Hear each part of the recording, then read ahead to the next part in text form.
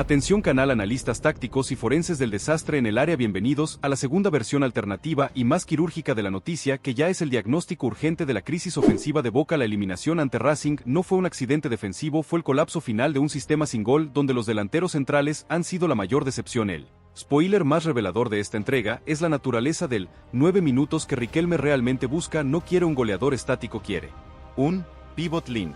Un jugador diseñado para desbloquear a Cavani y preparar el terreno para la llegada de Paulo Dybala en el futuro. La clave no es la cantidad de goles que meta, es la calidad de los pases que de hoy vamos a desgranar. El vacío táctico dejado por la lesión de Cavani y la inutilidad de los reemplazos, el perfil del pivot link, las tres características técnicas que Riquelme exige para el nuevo 9 minutos, la paradoja de la purga, la destrucción de la profundidad de plantel y el riesgo de depender solo de la cantera. La familia Jiménez como chivo expiatorio, la descarga de la frustración acumulada por la racha sin títulos y el calendario de la vergüenza, los días exactos que Boca Juniors lleva sin levantar un título. Suscríbanse al canal y déjenme los comentarios. Pivot link es la pieza que le falta al ajedrez de Boca, o Riquelme debe priorizar un tanque goleador que asegure los 20 goles por temporada. El destino táctico del Xeneize está en juego. Capítulo 1. El vacío táctico, el fracaso del 9 y la urgencia del pivot link. La derrota ante Racing fue el último clavo en el ataúd de un problema ofensivo que Boca Juniors arrastra desde hace meses. El vacío táctico en la posición de delantero central se hizo insostenible. La dependencia de Edinson Cavani es total y su fragilidad física ha sido el mayor obstáculo. La lesión en el psoas de Cavani no solo lo sacó de la cancha, desnudó la mediocridad de sus reemplazos. Miguel Merentiel y Milton Jiménez son, a la luz del análisis frío, jugadores de un mismo perfil limitado. Ambos son delanteros de sacrificio que viven de la garra y el esfuerzo, pero que carecen de la técnica de enlace y la visión de juego necesarias para ser el punto focal de un ataque complejo. Su rendimiento fue de mayor a menor y en los partidos decisivos se esfumaron. El delantero central en Boca tiene una doble misión: hacer goles y jugar para el 10. Y bien Riquelme ya no está en la cancha, la idea de juego persiste, la pelota debe pasar por el creador y el 9 debe ser el facilitador de ese juego. Ni Merentiel ni Jiménez cumplieron con esta premisa. Merentiel es demasiado estático en la zona de finalización, se mueve bien para presionar pero no para recibir de espaldas y descargar con precisión. Jiménez por su parte es demasiado intermitente, su falta de consistencia lo hace impredecible para sus propios compañeros. La ausencia de Cavani se sintió como una catástrofe, porque Boca no tiene un plan B de jerarquía. La necesidad de un 9 ya no es por cantidad, es por calidad y perfil. El cuerpo técnico, incluso si sigue Úbeda, necesita un jugador con características únicas que no se encuentren en el plantel. El nombre en clave es el pivot link, un delantero moderno que cumpla tres exigencias técnicas innegociables para Riquelme. 1. Descarga precisa.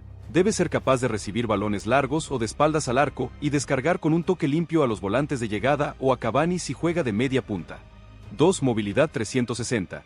No puede ser un 9 fijo, debe salir del área para generar superioridad numérica en el mediocampo y arrastrar a los centrales para abrir el hueco que Cavani o Ezequiel Ceballos puedan aprovechar. 3. Visión periférica. Debe tener la capacidad de levantar la cabeza y filtrar pases de gol, no solo ser un finalizador. El pivot link es el socio que Cavani nunca tuvo en su paso por Boca, es la pieza que falta para que el sistema ofensivo de Úbeda, o el nuevo DT, funcione con fluidez. La búsqueda de Riquelme ahora se concentra en Sudamérica y Europa, en delanteros con esta capacidad de enlace que sean el puente entre el mediocampo Xeneize y la red rival. El fracaso de los 9 actuales es la señal más clara de que la solución no está en casa y que la inversión en el pivot link es el camino a la gloria en el 2026. ¿Puede Boca Juniors encontrar a un pivot link que rompa el molde y devuelva la jerarquía al área?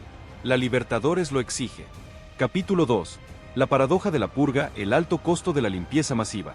La eliminación ante Racing fue la luz verde para la mayor limpieza de plantel en años, una purga que involucra a 9 futbolistas y que, si bien alivia las arcas del club y libera cupos, genera una paradoja institucional y táctica. El alto costo de la limpieza masiva es la destrucción de la profundidad del plantel. La lista de bajas es demoledora: Frank Fabra y Cristian Lema se van con el vínculo finalizado, 2 salidas ruidosas por su polémica y su conflicto en el vestuario. Javier García se retira.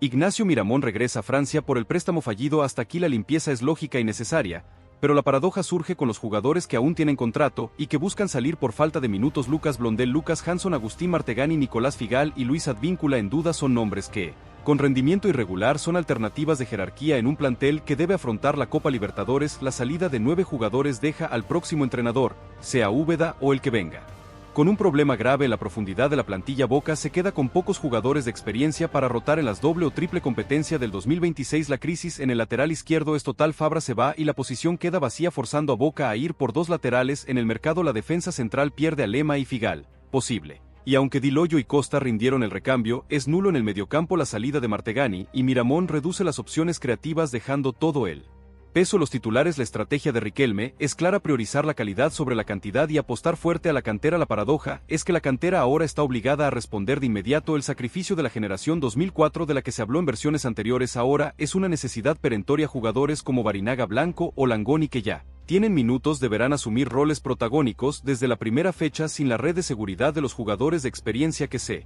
van, el riesgo es altísimo. ¿Qué pasa si la cantera se quema por la excesiva presión y la falta de recambio? La purga masiva libera salarios y energías tóxicas, pero carga una mochila pesada sobre los hombros de los juveniles. El mercado de pases para Riquelme ahora tiene un doble desafío: fichar al 9 minutos pivot link y encontrar al menos otros 3 o 4 refuerzos para cubrir los huecos dejados por la limpieza. El alto costo de la purga es la falta de margen de error en el 2026. Si el nuevo 9 minutos no funciona, o si la cantera no responde, Boca Juniors podría enfrentarse a un escenario de crisis permanente. La eliminación ante Racing fue muy cara en términos de profundidad de plantel. La apuesta total a la cantera y los fichajes puntuales será suficiente para ganar la Libertadores, o la destrucción de la profundidad será el próximo talón de Aquiles. La respuesta se verá en los partidos de doble competencia. Capítulo 3. Los 3 arquetipos: la búsqueda de Riquelme y las opciones secretas. La búsqueda del delantero central por parte de Riquelme no es aleatoria, responde a la evaluación de 3 arquetipos o perfiles de jugador que encajan en el modelo económico y táctico del club. Riquelme y su equipo de scouting tienen una matriz de decisión con 3 opciones secretas para el nuevo 9 minutos. Estos arquetipos definen la estrategia de inversión y el impacto táctico que buscan generar. Arquetipo A: el pivot link. El ideal táctico: este es el objetivo prioritario, el jugador que cumple con las 3 exigencias tácticas analizadas en el capítulo 1: descarga precisa, movilidad 360 y visión periférica. Es un delantero que puede jugar de falso 9 o como socio de Cavani. Su edad ideal es entre 26 y 30 años, su valor de mercado es alto, pero su salario puede ser negociable con un contrato basado en objetivos, siguiendo el modelo del contrato cautivo de Dybala en el futuro. Riquelme está buscando en ligas menores de Europa o en el fútbol brasileño un jugador que esté estancado pero que conserve la calidad técnica. Este arquetipo es la apuesta a la idea de juego. El riesgo es que su adaptación al fútbol argentino sea lenta. Arquetipo B: el joven prometedor. La inversión financiera: esta es la opción de negocio, un delantero de 22 a 25 años que es estrella en una liga sudamericana menor, Colombia, Chile, Ecuador, o en la segunda línea de Europa. Su característica principal es el potencial de reventa. Riquelme busca un jugador que pueda ser adquirido por un monto bajo o medio con una alta cláusula de rescisión y que puede explotar en la Libertadores para ser vendido a Europa por un valor récord, el llamado impuesto.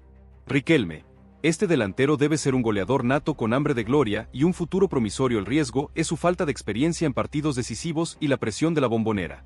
Arquetipo C: el revancha. El paliativo emocional: esta es la opción de último recurso, un delantero de 32 a 35 años con un pasado glorioso en Boca o en la selección argentina que vuelve para retirarse. Su valor táctico es limitado, pero su impacto emocional en la hinchada y en el vestuario es incalculable. Un jugador que vuelve a su casa por la pasión y que puede ser un líder positivo. Su contrato sería por 1 o 2 años con un salario bajo y muchos bonos por rendimiento. Riquelme buscaría aquí calmar las aguas y darle un gusto a la tribuna, un hombre de peso para cerrar el debate del 9. El riesgo es que su rendimiento físico no esté a la altura y se convierta en una carga, como sucedió con otros retornos fallidos. La búsqueda de Riquelme es una ecuación compleja: debe equilibrar la necesidad táctica del pivot link, la urgencia financiera del joven prometedor y la presión emocional del revancha. El mercado de pases será un laboratorio donde Riquelme pondrá a prueba su capacidad de gestión. El acierto: la elección del arquetipo definirá el destino de Boca en el 2026. ¿Cuál de los 3 arquetipos será el elegido por Riquelme para conquistar la séptima? La respuesta definirá la táctica de Úbeda o el nuevo DT. Capítulo 4. La familia Jiménez: el chivo expiatorio de la frustración sistémica. El incidente vergonzoso en la Bombonera, donde la familia de Milton Jiménez fue increpada y agredida por hinchas de Boca, no puede analizarse como un hecho aislado. Es el síntoma más crudo de la frustración sistémica acumulada por la racha sin títulos y el mal rendimiento del equipo. La familia Jiménez se convirtió en el chivo expiatorio, la víctima involuntaria de la presión tóxica que envuelve al mundo Boca desde hace demasiado tiempo. El hincha que paga su abono, que viaja y que sufre en la tribuna necesita descargar su ira y su decepción. La falta de títulos y las eliminaciones dolorosas se convierten en un caldo de cultivo para la violencia verbal. Milton Jiménez, con su rendimiento intermitente y sus goles cerrados, se transformó en el blanco fácil de esa frustración. El hincha no ataca al jugador, ataca el símbolo del fracaso que ese jugador representa en ese momento. La vergüenza en la Bombonera expone un problema institucional profundo: la falta de contención y el silencio cómplice de la Dirigencia que no emite un comunicado de apoyo a la familia de su jugador. La seguridad en el estadio es un tema pendiente, pero la seguridad emocional de los futbolistas es una prioridad. La presión tóxica generada por la racha sin títulos es un enemigo interno que carcome la moral del plantel. Jugadores como Jiménez, que no tiene la espalda ancha de un ídolo histórico, se rompen ante la exigencia desmedida. El nuevo 9 minutos que llegue debe ser consciente de este ambiente enrarecido. No solo debe ser un jugador de élite, debe ser un líder mental capaz de blindar su entorno y soportar la presión. El caso Jiménez es la advertencia final de que la mística de Boca se ha convertido en una cruz demasiado pesada para algunos jugadores. Riquelme debe tomar medidas urgentes, no solo en el mercado de pases, sino en la gestión de la relación entre la hinchada y el plantel. La Bombonera debe volver a ser un templo de apoyo y no un circo romano de juicios sumarios. La salida de Jiménez del club se vuelve inevitable después de este incidente. Su moral y la de su familia han sido dañadas irreparablemente. El sacrificio de Jiménez será el último precio de la racha sin títulos antes de que Riquelme pueda traer al nuevo Salvador. La gestión de la crisis es la primera prueba para la nueva era de Boca. La paz social es la base para construir el éxito deportivo.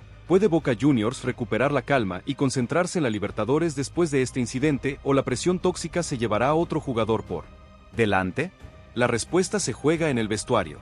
Capítulo 5. El calendario de la vergüenza y el final del 9. El peso de la historia se mide en días, y el calendario de la vergüenza es el recordatorio constante de que Boca Juniors lleva demasiado tiempo sin salir campeón. La peor racha histórica del club sin levantar un título es el fantasma que Riquelme quiere exorcizar con la contratación del nuevo 9 minutos. Cada día que pasa sin un trofeo en las vitrinas es un golpe a la mística y un argumento más para los críticos de la gestión. La urgencia del refuerzo no es solo táctica, es histórica y política. El delantero central se convierte en la pieza clave para romper esa racha. El acierto en el 9 es la única manera de silenciar las críticas y reafirmar el proyecto.